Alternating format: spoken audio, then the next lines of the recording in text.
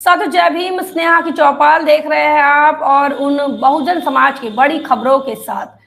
सबसे पहली खबर आकाश आनंद को लेकर है। बहुजन समाज पार्टी के नेशनल कोऑर्डिनेटर आकाश आनंद आने वाले 2024 के लोकसभा चुनाव के लिए कुल 25 रैलियां करने जा रहे हैं। जी हां दोस्तों, बता दें कि बहुजन समाज पार्टी की तरफ से आकाश आनंद लोकसभा चुनाव की 25 रैलियों को संबोधित करेंगे और ऐसा भी देखा जा सकता है कि कुछ रैलियों में बहुजन समाज पार्टी के राष्ट्रीय अध्यक्ष बहन कुमारी मायावती जी और आकाश आनंद साथ में नजर आ सकते हैं। बता दें कि चुनाव प्रचार की बड़ी जिम्मेदारी आकाश आनंद को बहुजन समाज पार्टी के राष्ट्रीय अध्यक्ष बहन कुमारी मायावती जी इन्होंने दी है।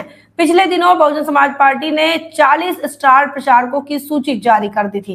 इस 40 स्टार प्रचारकों की सूची में बहुजन समाज पार्टी के राष्ट्रीय अध्यक्ष बहन कुमारी मायावती जी का नाम प्रमुखता से शामिल है। वहीं आनंद कुमार इनका भी नाम शामिल है। वहीं आकाश आनंद इनका भी नाम तीसरे नंबर पर देखने को मिला। बहुजन समाज पार्टी के राज्यसभा के सांसद रामजी गौतम, इनका भी नाम स्टार प्रचारकों की सूची में है। इनके साथ साथ और भी अन्य नाम, लगभग 40 लोगों के नामों की सूची जो है वो जारी हो गई बहुजन समाज पार्टी की, और वहां पर ये बताया गया कि आने वाले 2024 के लोकसभा चुनाव के लिए लगभग 40 लोग लगातार बहुजन समाज पार्टी की तरफ से चुनावी मैदान में रहेंगे।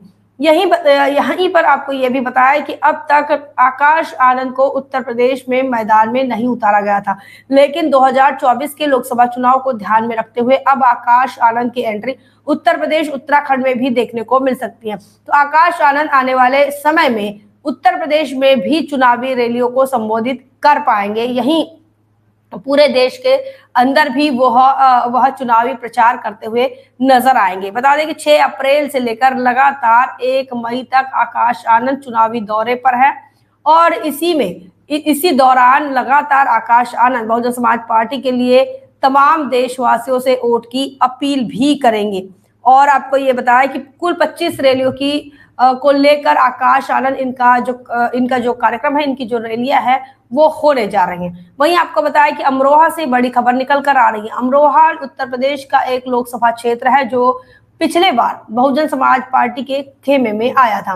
बहुजन समाज पार्टी की तरफ से अमरोहा सीट पर दानिश अली चुनाव लड़े थे और वह जीत गए थे। उसके बाद दानिश अली को बहुजन समाज पार्टी ने निष्कासित कर दिया और अब अमरोहा जो है वो समाजवादी पार्टी और कांग्रेस, मतलब कि इंडिया अलायंस, इनके पास है।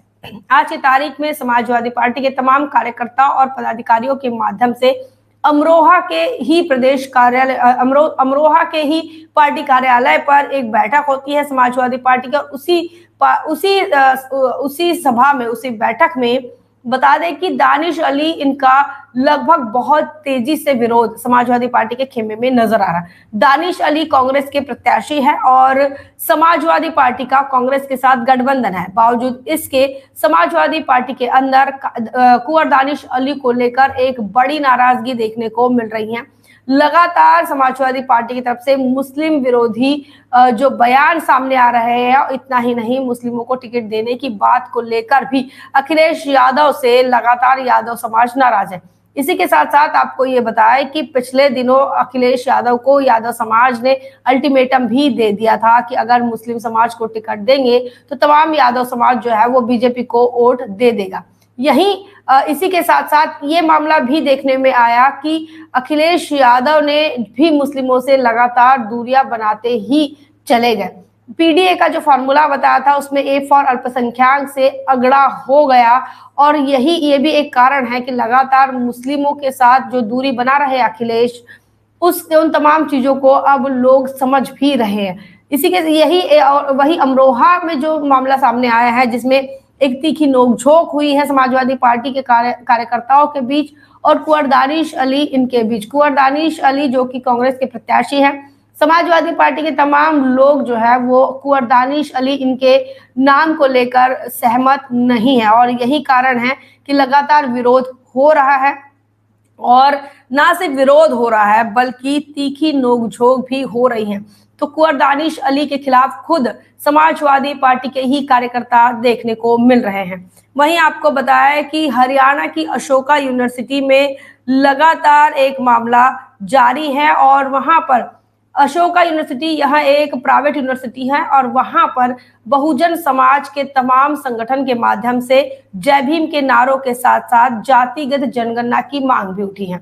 बता दें कि अशोका यूनिवर्सिटी के अंदर SC/ST के जो छात्र संगठन हैं उन्होंने वहां पर अपना प्रोटेस्ट करना शुरू कर दिया एडमिन ऑफिस के सामने और जय भीम के नारे लगाए जा रहे हैं, साथ ही मनुवादी व्यवस्था के खिलाफ भी नारे लगाए जा रहे हैं। इसी के साथ साथ छात्रों की जो पहली मांग है उनका यह कहना है कि अशोका यूनिवर्सिटी में जितने भी कर्मचारी हैं, प्रशासन है, स्टाफ है और छात्र है, उनकी जातिवार जनगणना होनी चाहिए ताकि यह पता चले कि यूनिवर्सिटी के अंदर आखिर कितनी डाइवर्सिटी है।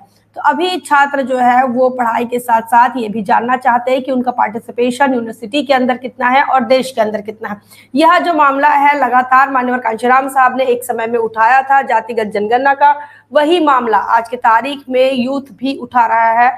विश्वविद्यालय के अंदर भी यह मामला अब तूल पकड़ रहा है। इसी के साथ साथ आपको ये बताया कि इस आंदोलन की अशोका यूनिवर्सिटी के अंदर SC/ST छात्रों की जो मांग है वह यह भी है कि उनका यह कहना है कि अंबेडकर मेमोरियल लेक्चर की शुरुआत भी डॉक्टर अंबेडकर मेमोरियल लेक्चर की शुरुआत यूनिवर्सिटी के अंदर होनी चाहिए। इसी के साथ उन्होंने ये भी कहा कि सोशल जस्टिस की थीम पर पैनल और स्पीकर भी यूनिवर्सिटी ने बुलाए जाने चाहिए। स्पीकर, पैनलिस्ट और पेपर प्रोजेक्ट करने वाले वंचित तबके से होना चाहिए। उन तमाम लोगों का यह कहना है कि डॉक्टर बाबा साहब अम्बेडकर मेमोरियल लेक्चर की शुरुआत हो, इसमें तमाम जो दलित, शोषित, वंचित समाज के जो लोग हैं वो इसमें पेपर प्रेजेंट कर पाए और साथ ही इन तमाम अलग अलग मुद्दों को लेकर बातचीत हो पाए।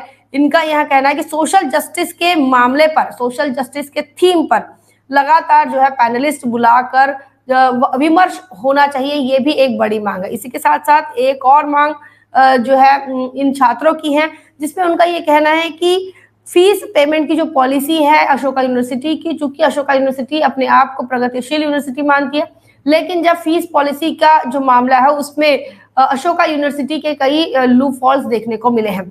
अशोका यूनिवर्सिटीज में अगर लेट फीस हो जाती है तो अगर हो जाती है तो गूगल अकाउंट बंद कर दिया जाता है। इसी के साथ साथ उन्हें खाना भी नहीं दिया जाता और साथ ही उन्हें 200 रुपए का जुर्माना भी लगता है। तो ऐसे में उनका यह कहना है कि यह जो पॉलिसी है, फीस पेमेंट की पॉलिसी में बदलाव होने की बात भी कर रहे हैं। तो अशोका यूनिवर्सिटी अब JNU-DU के बाद लगातार जय भीम के नारे अशोका यूनिवर्सिटी जैसे, जो कि एक निजी शिक्षण संस्थान है, प्राइवेट यूनिवर्सिटीज है, यहाँ पर भी जय भीम के नारे लगाए जा रहे हैं। सोशल जस्टिस की बात हो रही है, कास्ट सेंसस की बात हो रही है। इसी के साथ साथ आपको ये भी बताया कि बड़ी खबर ये सामने निकल कर आ रही है कि लगातार बहुजन समाज पार्टी को लेकर तमाम जो कांग्रेसी और समाजवादी पार्टी के जो वैचार की रखने वाले जो लोग हैं, समर्थक है समाजवादी पार्टी के, बहुजन समाज पार्टी को बस बीजेपी का बी टीम बताने वाले तमाम लोगों को बड़ा सवाल जो है क्रांति कुमार इन्होंने अपने ट्विटर हैंडल से किया है। उन्होंने कहा है कि उत्तर प्रदेश, बिहार और देश के अन्य राज्यों में CPM चुनाव में अपने उम्मीदवार उतारे और बीजेपी की बी टीम BSP कैसे। उन्होंने सवाल किया है कि तमाम राज्यों में CPM इनका कोई जनाधार नहीं है, मात्र वोट कटवा की तरह ही CPM उत्तर प्रदेश, बिहार और अन्य राज्यों में देखने को मिलती है। बावजूद इसके बहुजन समाज पार्टी को ही लोग सवाल करते हैं और ये कहते हैं कि ये बीजेपी की बी टीम है। AIMIM महाराष्ट्र में चुनाव लड़कर कांग्रेस को नुकसान पहुंचाए, लेकिन उन्होंने ये कहा है कि AIMIM भी महाराष्ट्र में अगर चुनाव लड़ती है तो इससे भी कांग्रेस को नुकसान होता है और बीजेपी का फायदा होता है। बावजूद इसके AIMIM पर वह सवाल खड़े नहीं होते जो सवाल बहुजन समाज पार्टी पर होते हैं।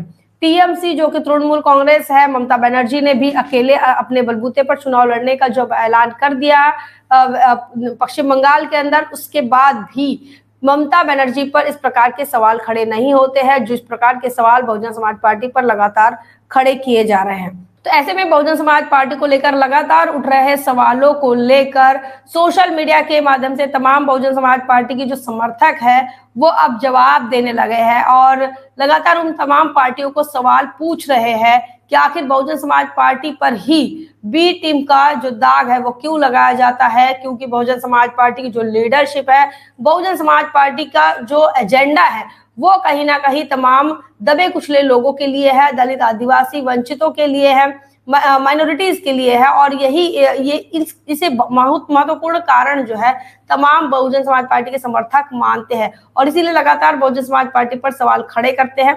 वहीं देखा जाए तो AIMIM हो, CPM हो, इन तमाम पार्टियों को लेकर सवाल खड़े नहीं किया जाता, TMC पर सवाल खड़े नहीं होते। तो बड़ा जवाब जो है क्रांति कुमार इन्होंने अपने ट्विटर हैंडल से दिया है। तमाम बातों को लेकर आपका क्या मानना है कमेंट सेक्शन में जरूर लिखिए। बने रहे नेशनल चौपाल पर, तब तक के लिए जय भीम, जय भारत।